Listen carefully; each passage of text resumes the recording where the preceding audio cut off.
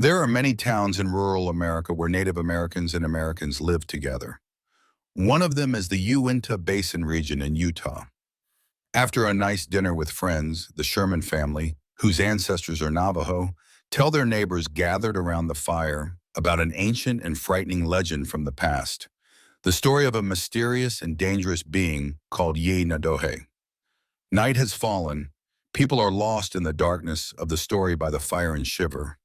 They talk about how these creatures can take the form of anyone they want, lure their prey into traps, and kill them horribly, and the story goes on until the fire goes out.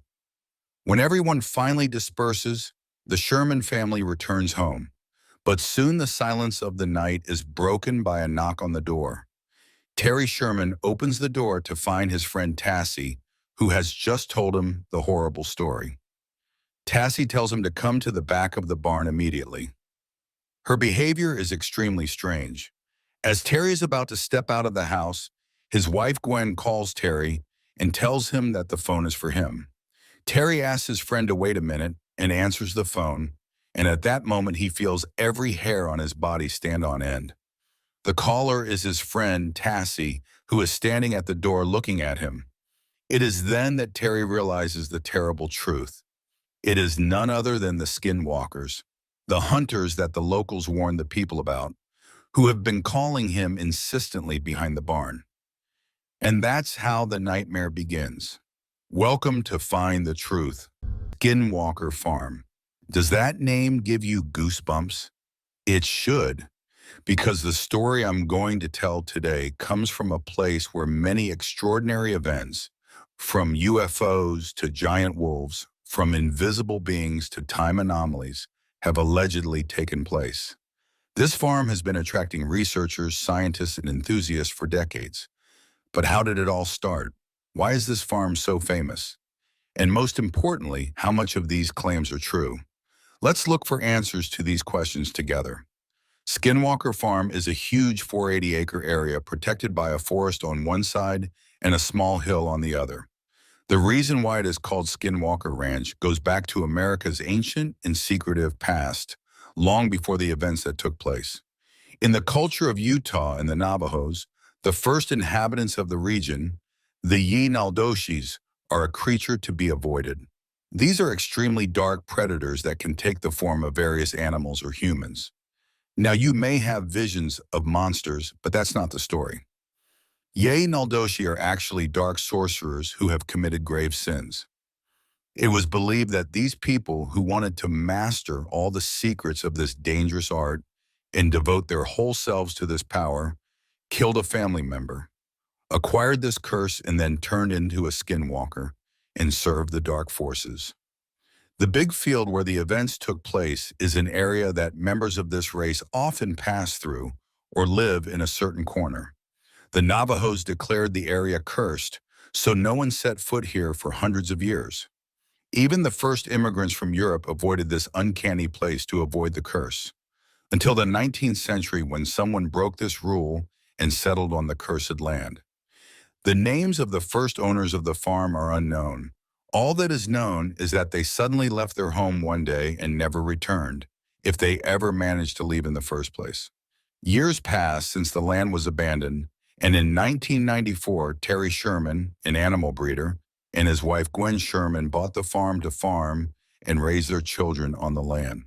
What they didn't know was that this land they had come to live in peace was actually going to be hell for them. Shortly after moving to the farm, Terry witnesses the sudden death of some of her cattle. Normally, such small losses are normal in animal husbandry, but there was something abnormal about these deaths.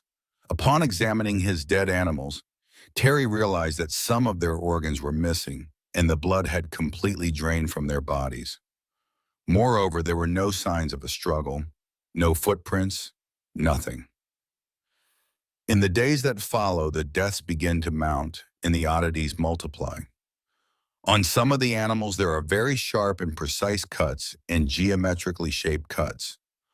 Almost all of the secrets, specifically their tongues and genitals, have been removed from their bodies, And even the night after the deaths, their bodies have begun to deteriorate as if they had been exposed for days. But this was only the beginning of the nightmare that the Shermans would live through. During the 18 months that the Shermans were able to endure their stay on the farm, they reported seeing objects hovering over the fields, sometimes emitting colored lights, sometimes solid colored lights, and sometimes these lights came from an object even larger than their house. They said that one evening the object illuminated the whole farm like a football stadium, and then in the morning they found some of the animals dead again. The strange and mysterious events do not end there. One evening while washing the dishes, the truss looks out of the kitchen window and sees a dog that is almost 3 meters long walk into their field, and then a creature walking on two legs emerges from the edge of the field. In addition, the couple often talk about suffering from a phenomenon called lost time. They said that they would be sitting in their house and suddenly find themselves lying in their bed hours later, or they would be sitting on the porch and suddenly, hours later, they would be at the edge of the field and have no recollection of the hours that had passed. Noises coming from under the house at night, hearing the grass being trampled, but never seeing the trampling. The electronics in the house constantly breaking down and turning themselves on and off. The Shermans' peaceful farm turns into a paranormal hell. But the final straw came in 1996. One evening, Terry is jolted out of bed by the cries of a calf in the barn, where the animals are kept, and rushes to the field with his rifle. His fear has come true. Out of the shadows, what looks like the silhouette of a large animal darts into the field with one of the calves in its mouth and runs towards the fence. Terry rushes to the scene with his gun and sees a huge wolf trying to pull the calf out of the farm fence. But because the calf is stuck in the fence, the wolf is having a hard time escaping. Intervening immediately, Terry first fires into the air, but to no avail. Then, according to him, he fired 4 more shots at the wolf, and the huge wolf let the animal go. But the situation became frightening, because despite being shot 4 times, the wolf continues to stand where it is and look at Terry with piercing eyes. Even when Terry keeps firing, the wolf doesn't even move. It is as if the bullets have no effect on him. Terry sees some small, furry pieces of the animal fall to the ground, but the wolf walks away as if nothing had happened and goes into the forest.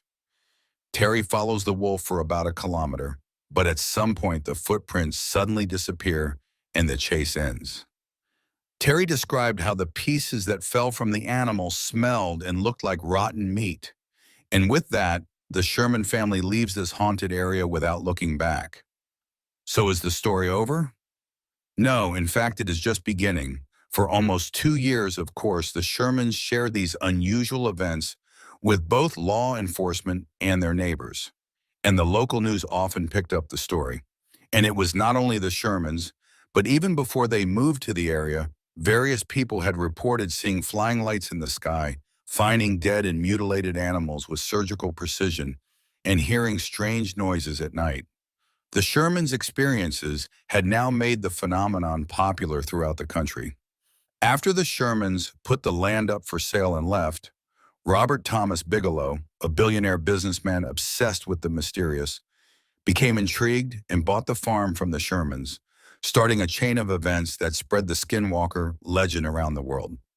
Born in 19, Robert Bigelow is actually a highly successful businessman. But from an early age, he has always had an endless curiosity about the mysterious, especially UFOs and ghosts.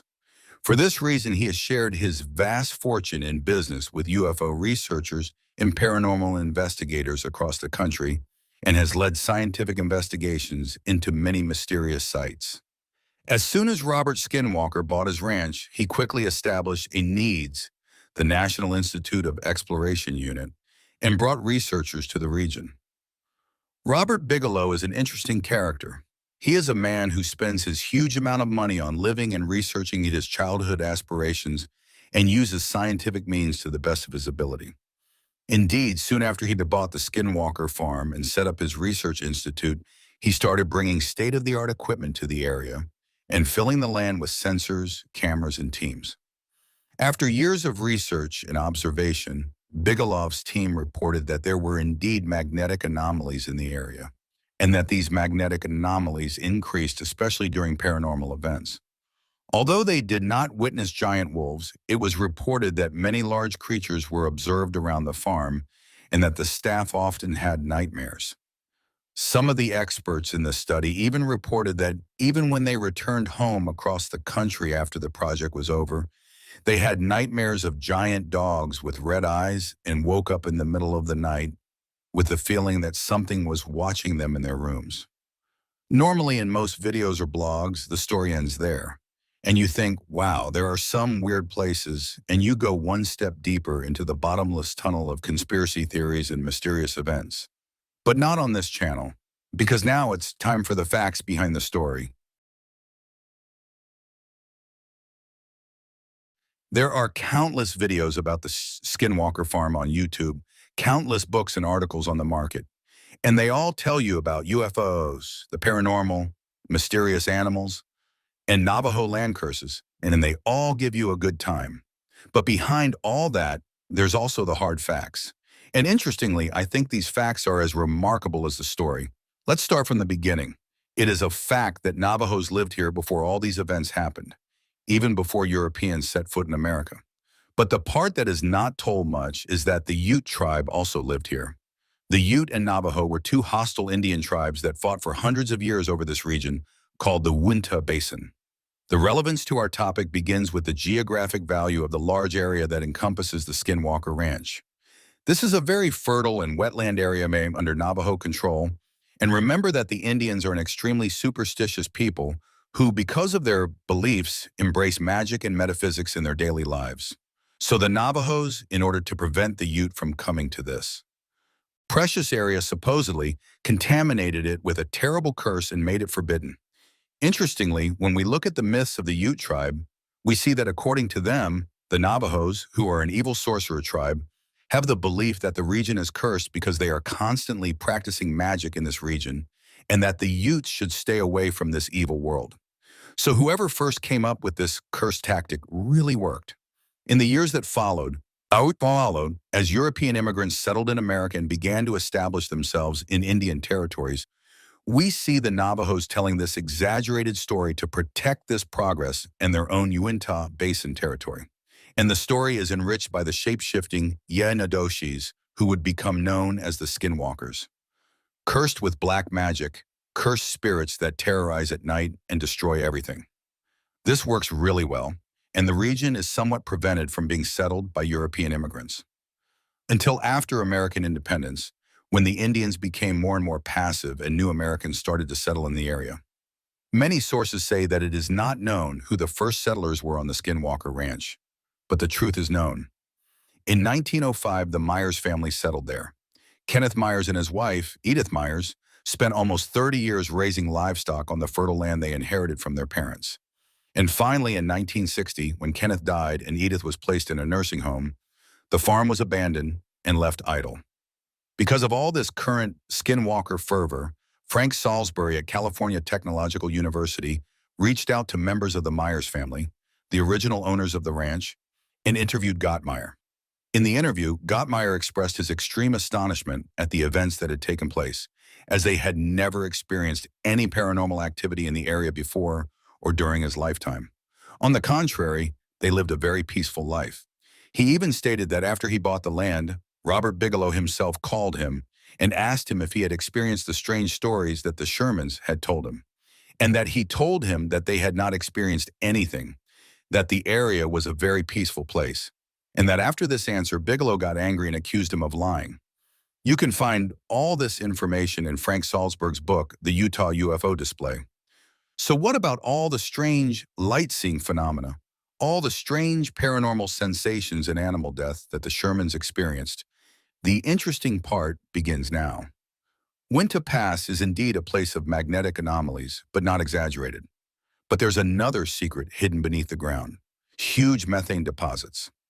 It is scientifically possible to explain events such as the formation of balls of light that appear and disappear in the region due to these methane movements during the period when the Sherman family lived, and the daydreams that people saw frightening scenes and experienced as time distortions as side effects of this gas.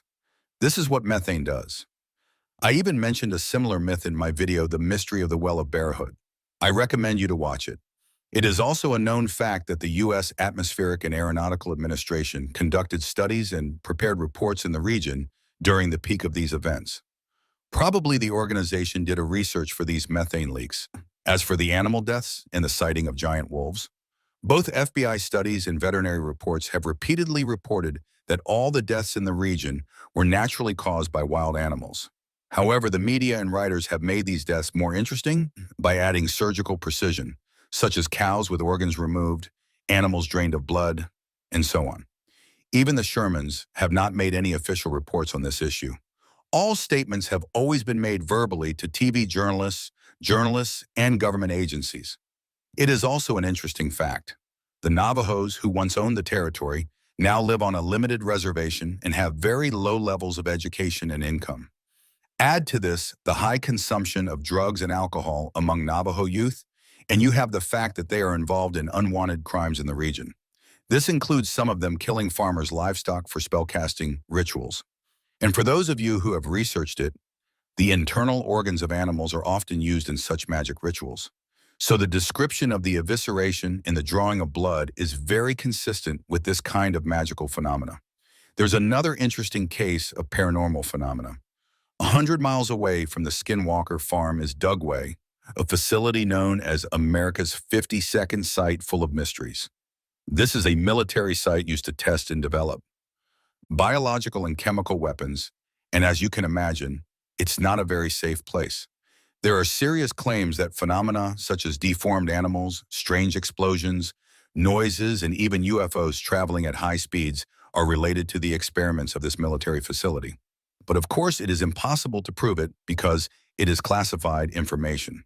But when a secret U.S. biological facility is behind it, one can't help but think about it. Is it over? Of course not.